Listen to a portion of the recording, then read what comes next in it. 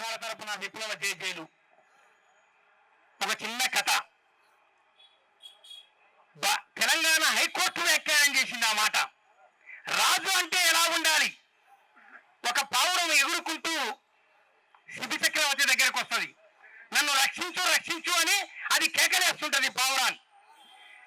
ఎందుకు అని గద్ద వెంటబడింది. గద్ద ఆ పావురాన్ని తినాలని ఆ గద్ద కోరిక.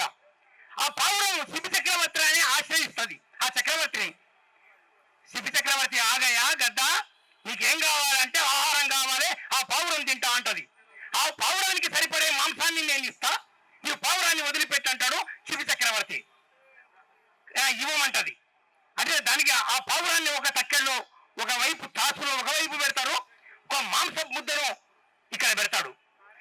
కాదు నీ కండ కోసి పెట్టాలా అంటది ఆ గద్ద. నాకు పావురం కావాలి, కాదా నీ కండ కావాలి, నీ తొడ భాగం కావాలంటది. ఆయన తొడ కోసి పెడతాడు. పావురం ఎక్కువ తూగుతుంది, ఈ మాంసం అంతకంటే ఎక్కువ పెట్టినా కూడా సరిపోతలేదు. అంటే తన శరీరాన్ని కోస్తూనే ఉంటాడు శిబి చక్రవర్తి. సరిపోతలేదు పావురానికి సమానమైన మాంసం కావాలి ఆ గద్దకు.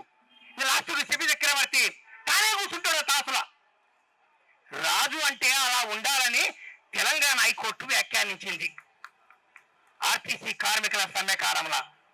ఇప్పుడు ఉండే రాజులు ఏం చేస్తున్నారు? 8 గంటల పనిని మోడీ సాబ్ గద్దలు తన్నుకొస్తున్నాయి. గద్దలు పారిశ్రామికవేత్తలు పెద్ద పెద్ద కంపెనీ యాజమాన్యాలు వాళ్ళంతా ఏమడుగుతున్నారు? కార్మికులని వెట్టి చాకిరీ చేయించమని అడుగుతున్నారు. 8 గంటల పని కాదు, 12 గంటలు కావాలి, 12 గంటల పని చేయించమని అడుగుతున్నాడు. దానికి ఇన్ఫోసిస్ నారాయణమూర్తి, ఎల్ఎన్టీ చైర్మన్లు 12 గంటలు పని చేయండి, 72 గంటలు పని చేయండి. ఏమయ్యా ఎంత అవమానంగా మాట్లాడుతున్నారు వాళ్ళు? ఏం 8 గంటలు పని చేసి ఇంటికి పోయి పెళ్ళాలను ముఖాలు చూసుకుంటూ కూర్చుంటారా అని మాట్లాడుతున్నాడు ఇన్ఫోసిస్ డైరెక్టర్. బుద్ధి జ్ఞానం ఉందా? అంత వైరం నా శ్రమజీవులు అంటే 8 గంటల పని చేసి ఇంటికి పోయి ఏం చేస్తారయ్యా అని వ్యాఖ్యానం చేస్తున్నాడు. ఏం చేయాలి?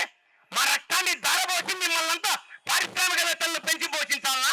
సిగ్గు చరం ఏమన్నా ఉందా ఇన్ఫోసిస్ నారాయణమూర్తికి కానీ ఎల్ఎన్టీ చైర్మన్ సుబ్రహ్మణ్యం గారి? ఈ ఇద్దరు కలిసి మాట్లాడిన మాటలు ఈనాడు మోడీ సాబ్ అమలు చేసిండు. కోడంటే ఏదో మంచం కోళ్ళు, 4 లేబర్ కోళ్ళు అంటే 4 మంచం కోళ్ళు కాదు, 4 లేబర్ కోళ్ళు అంటే మనకు ఉరితాడంటే 8 గంటల పనిని 12 గంటలు. ఇప్పుడు 8 గంటలు చేయండి నాయనా అని చట్టం ఉంటేనే వాడు 12 గంటలు చేయిస్తున్నాడు. అమలవుతారేదా 12 గంటలు? సిగ్గు శరం ఉందా ఈ ప్రభుత్వాలకు? పాత చట్టాలన్నీ ఏది అమలు చేయలేదు. సామాజిక భద్రత కల్పిస్తారట ఈయన మోడీ సాబ్.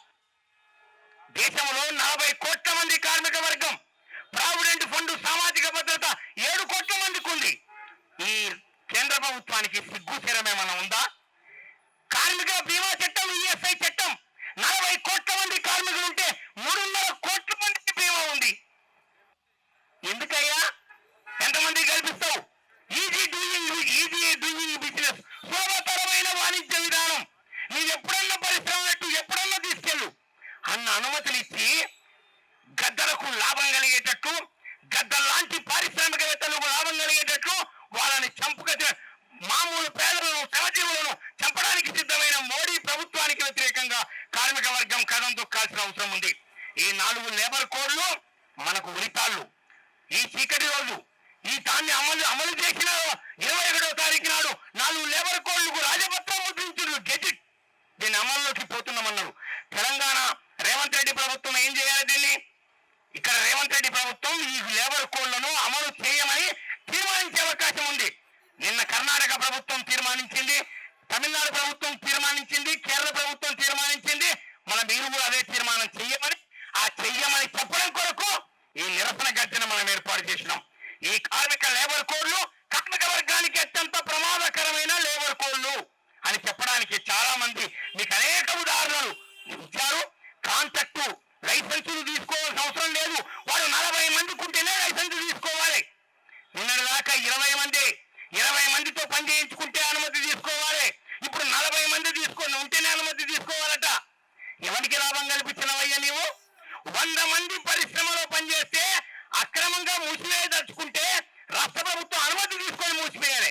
ఇప్పుడు అక్కర్లేదట. 300 మంది దాటితే అనుమతి తీసుకో, 100 మంది లోపు ఉంటే ఎప్పుడన్నా తొలగించు. ఎవరికి సామాజిక భద్రత, ఎవరికి రక్షణ కల్పిస్తావు, ఎవరికి రక్షణ భద్రత ఉద్యోగాలు ఇస్తున్నావు? పేపర్లో ఏమొస్తుంది? నిన్న స్టేట్మెంట్ వచ్చింది ఎస్బీఐ వాళ్ళు ఎంక్వైరీ చేసిందంట. గ్రేటెస్ట్ లేబర్ కోడ్ అని మాట్లాడుతున్నారు. మన గొంతులు వినబడడం లేదు, మన మాట వినబడడం లేదు.